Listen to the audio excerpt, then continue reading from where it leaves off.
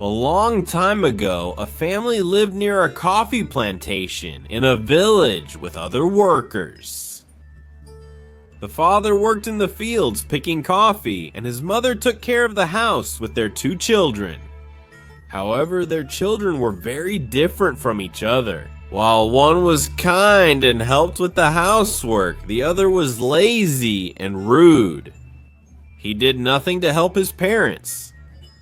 One morning, news arrived that some children were disappearing from the area. And there was a suspicion about who was doing it. It was an old woman who lived in the middle of the woods. Nobody knew much about this old woman. Only a few children had seen her wandering around the village as soon as night began to fall. She told the children that her name was Cuca and she liked to go to the windows of the houses to watch them sleep. So a few men were gathered to look for her in the woods and see if they could find the children who had disappeared. They searched a lot, but they couldn't find anyone. There were no signs of anyone living in the forest. As night fell, everyone returned to their homes. At that time, it was common for everyone to sleep in the same room close to each other. The son, who was poorly raised, wasn't sleepy since he spent most of the day sleeping. He was a slacker.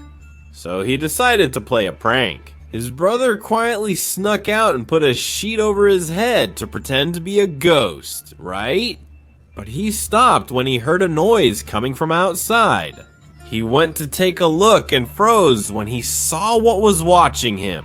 An old woman with a bizarre appearance, dark hair, and a face like an alligator asked if he was sleepy.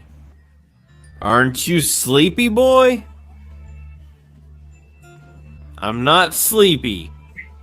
Before he could answer, the old woman caught him in a few seconds. With her gigantic mouth, he started screaming like crazy, desperate. That woke everyone in the house. The father, seeing all that screaming, went to get his axe to try to save his son. But it was already too late. Cuca had already fled the place and disappeared into the forest.